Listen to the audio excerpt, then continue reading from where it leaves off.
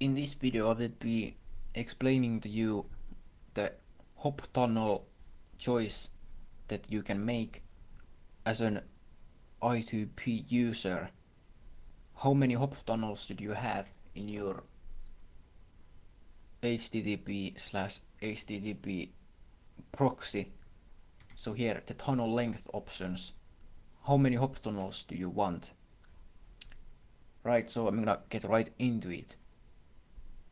The hop tunnels, they come in 4 choices here, as you can see in the official I2P software. Right, so I'm gonna go over which ones you might want to choose based on the type of content that you interact with on the I2P network. So right, I'm gonna start with by explaining the first 2 levels. Right, so you would want to choose the first one of the 2, so 0 or 1, if you have nothing particularly sensitive to hide, but you just don't want like big tech spying on you and such. So 0 and 1 are like, so ranging from 0 to 1, it's like 0 being I watch Mr. Beast on YouTube, and you can do that, for example, through some invidious instance on the I2P network, and then like ranging from that to like I'm watching some more like involved YouTube videos, maybe some political YouTube videos or something, and like then you could like choose 1. So like that ranges from like 0 to 1. So like you don't have anything in particular that is like very sensitive, like nothing is sensitive.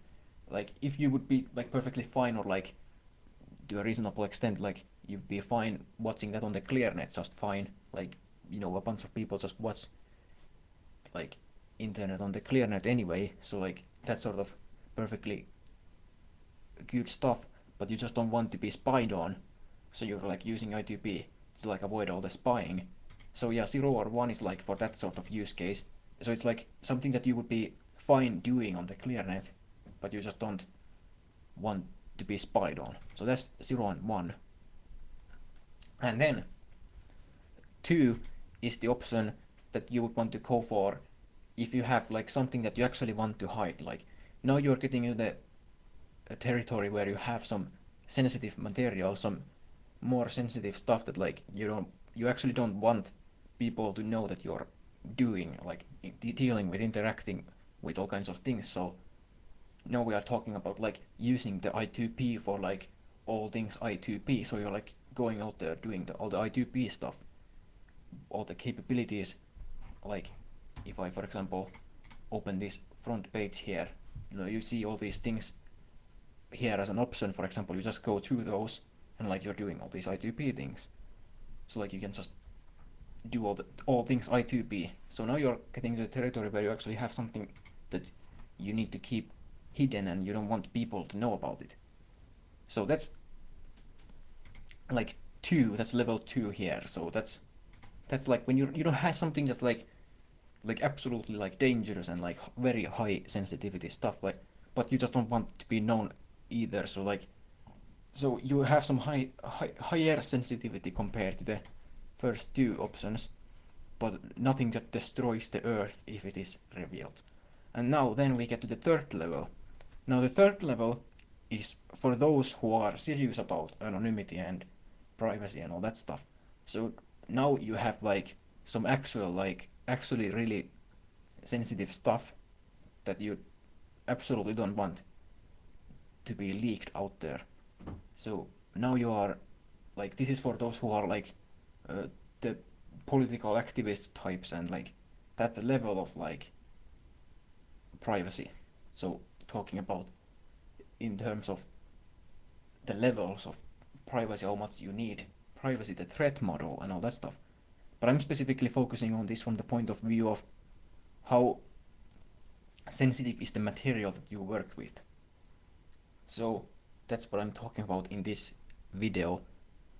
So that's what I'm like looking at this from the point of view of that's a good point of view, I say, because for those activities that you would be fine for doing in the ClearNet, then I2P certainly doesn't harm that in any way.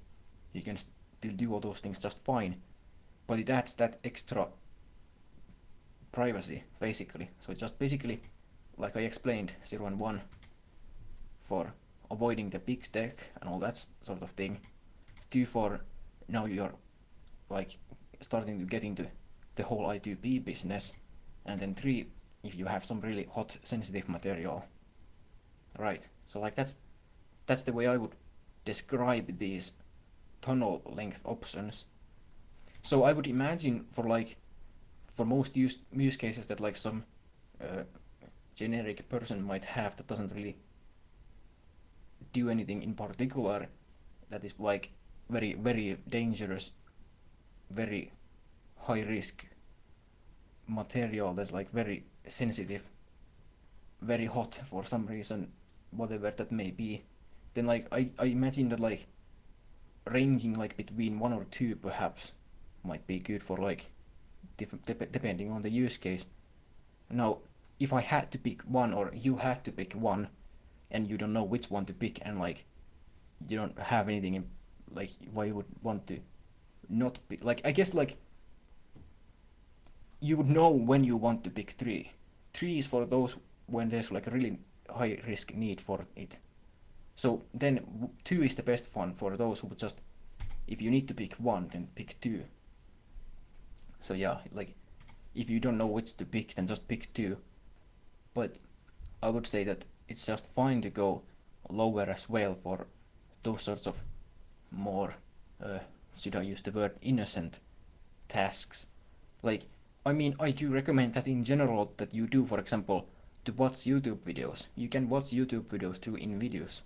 So like, you can select 0 here, then let's go to not.bob.I2P. I'm gonna look up the, did I get that wrong? Let's see, I need to go to the control panel. I think the link was there. Let's see. I guess the tunnels are just not being created well enough. Yeah, well, that's one of those things with I2P. Sometimes there's just some, yeah, the better your connection, the better the connections are. Well, I guess I could use an alternative. Let's go to stats.I2P instead. Ah, what's going on now? It's not connecting. Well, I guess my... Oh, yeah, right. Sorry. My mistake. My network is actually firewalled here. What I'm using right now, this is actually in a virtual machine, and it's on a system that has a firewall. So my network is actually not the best, highest quality connection. I don't have a good connection to the I2P network at this time. This is a really bad connection. So actually that's not working too well. So that's the reason for that. So yes, this is also a good reminder for you, dear viewer. Make sure to allow all the I2P traffic. If it says network firewalls, that's bad. That's really bad, and you should fix that. You should go ahead and go into your firewall settings and make a rule that allows the I2P traffic through. I'm not going to show that in this video, and for this video's purposes, I'm not going to do that. Like, I'm fine with the network being firewalled for the purposes of this video. I don't need to fix that to show what I'm showing in this video and to explain the tunnels, so I'm not going to bother with that. But you definitely should allow the traffic through and make sure to have UPnP enabled in your router as well. So, right. I've basically explained the tunnels. So what I was going to mention is that there are ways to watch YouTube, for example, because I happened to mention YouTube. I'm gonna disable the proxy error. Oh, actually no, that's why it didn't work. Sorry, that's my mistake. It wasn't because the connection was bad, it was because I had disabled that. Well, right, that's probably it. Sorry for my mistake. I had disabled that. I forgot. So now I can go to the website. But still, it doesn't change the fact that I said that you should definitely allow all the firewall rules. And the fact that the firewall is enabled or the firewall is up and blocking the connections, it can actually cause the fact that you don't get good connections. It can actually cause it. So it could have been because of the firewall. In my case, it wasn't the firewall. It was actually because of the fact that I forgot to enable the proxy. But you go here into this to a website like this, and then there is some invidious options here. If I could spell it right. Where did it go now? Ah, the stupid thing picked up the backspace key and used that as the... It went backwards. So yeah, there you can see some invidious instances running. So pick one of the invidious instances, for example. You'll be fine using 0 or 1 hop tunnels. It's just fine for those sorts of things. Now if you're getting into the more sensitive things and you're dealing with things that are more sensitive, you know, whatever people do on the I2P, or all things I2P, again reference the front page of the I2P router console with all those things that are offered to you there. Like if you use those things, you use that stuff, or those things that were offered to you there, or you just want to go browsing around and doing all sorts of things with all of these I2P sites, whatever they are. I haven't gone to all of them, not even that many of them. You just want to go through all those. If you want to do all things I2P, and not just watch Mr. Beast on YouTube, then you should use at least 2 in your amount of hop tunnels. In your selection for the number of hop tunnels, you should use at least 2, because at least 2 is what's necessary for a decent amount of anonymity. Because 1 is basically very little anonymity. It's very little. It's not that good. I wouldn't recommend doing anything sensitive with just 1. And 0 is not even trying. 0 is absolutely no anonymity. It's just plausible deniability at best. Well, I mean, it is plausible deniability, but that's not really anonymity. That's not useful. If you want anonymity, 0 is not the way to get it. 0 hop tunnels just means that you have no anonymity. You're just using the I2P network, and you can connect to I2P services, but you don't get anonymity. So yeah, 0 is not for anonymity. But you can use it for things that are perfectly, like, again, I'm gonna use the word innocent, because that seems like a good applicable term here. If you do activities that are just very innocent, and you don't mind if that sort of thing leaks out and people get to know that stuff. Like if you're watching Mr. Beast on YouTube, who cares if someone knows that you're doing it? Like, in the sense that, like, if they go out of their way to try to de-anonymize you, and all they find is that you are watching Mr. Beast on an invidious instance, then, like, yeah, that's just a waste of their time and effort. So that's the kind of thing. Of course, you do get the increased privacy, and when I said that, who cares if you know, or when I said that, like, what does it matter if people know that you're watching Mr. Beast? Well, I mean, obviously it does matter, and there is a reason I do recommend you do that on InVideos, because it is to do with all of those. It is to do with all the data collection, all the spying and all the surveillance. It's bad. It's bad. All the surveillance and the spying. It's just bad. So you should avoid that. So it does matter. So the argument that I have nothing to hide is totally invalid. And, like, I mean, it's easy enough to prove false, because everyone has something to hide. How do you determine what is something to hide in the first place? Something that's not necessary to hide today might as well be tomorrow, and, you know, they're gonna find ways to use everything against you, whoever that may be, or whatever the circumstance, or that sort of thing anyway. So I'm not gonna get into that too much. So I'm not gonna be talking about that, but yeah. So there is definitely a reason to hide all this stuff. But so yeah, but still, understanding the fact that the anonymity is not perfect, and if you choose a lesser level of anonymity, you get less of it, and there is more of a likelihood that you will get exposed. So understanding the compromise between the performance that you get with a lower number of hop tunnels it comes with a trade-off of less anonymity, of course. And also, I will show you one thing as well. I2P project. I2P. In here in this website there is some page that I would like you to read or reference if you need to, and I will also show one thing from it. Let's see, it was the FAQ. In the FAQ here is a pretty good graph that I'm gonna want to show to you. At the very bottom, did it work? Well, I guess it's not at the very bottom, but it's close to the bottom. Here, as you can see, this graph is what I want to show you. It illustrates the hop tunnels. In this configuration, what you can see is that there are 3 hop tunnels for both the service and the person connecting to the service. So A here is the person connecting to the service and B is the service. So between the person connecting to the service and the service, there is both the hop tunnels for the person and the hop tunnels for the service. So what it means when you have, for example, one hop tunnel, it means that you only have P here and not Q and R. So Q and R are removed. So you have no Q and no R. You have just one P.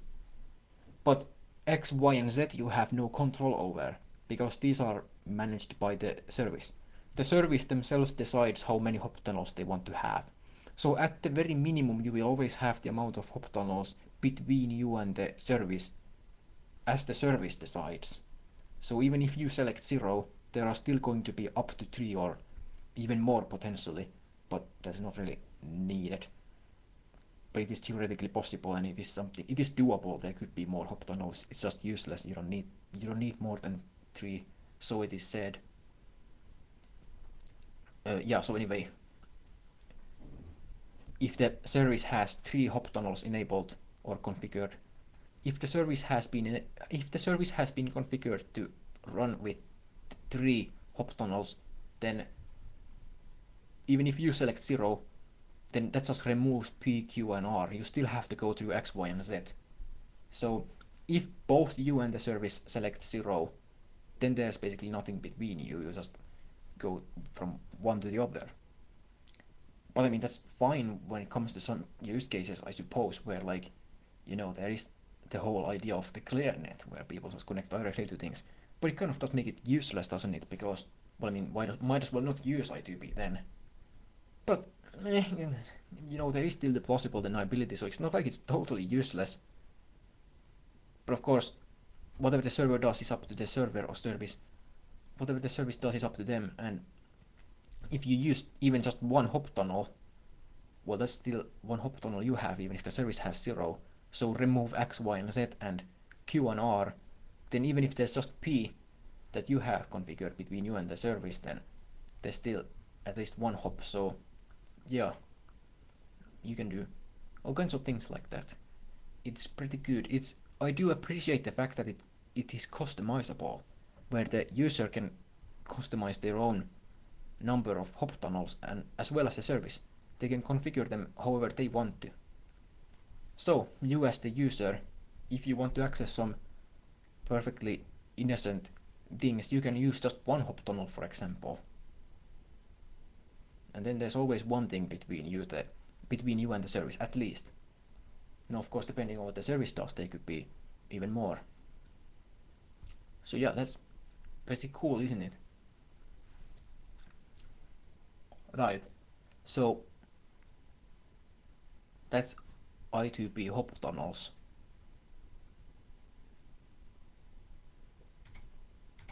Yeah, so I'm gonna go to my own EAP site to conclude this video or end this video, just to demonstrate to you how it's available here. Look at that. Isn't that quite the site? You can see my EAP site, and this here shows it's in the language of English. If it would show the tooltip. I guess it doesn't want to show it. Whatever. It's in English, so it shows the flag of England. The other flags you see show the languages. So that looks like it's Spanish or something. I think that might be the flag of Spain. That looks like the flag of China. That's Japan. So, yeah. Oh, and also, since I'm here, I might as well comment on it. What you can see here are these different options. There's the name, you can click on the name. You know, address helper, that takes you directly to the address helper, and then there's the B32 link. If you just want to go straight to the website, then you can click on the blue square that just takes you directly to the number, to the link. So yeah, I would probably recommend you do that in general. If you want to save the name into your address book, then you can go into the address book helper. I'm gonna go to the B32 link. I'm gonna show you my website. So, when this loads, I'm gonna end the video there, and that's gonna be that for this video.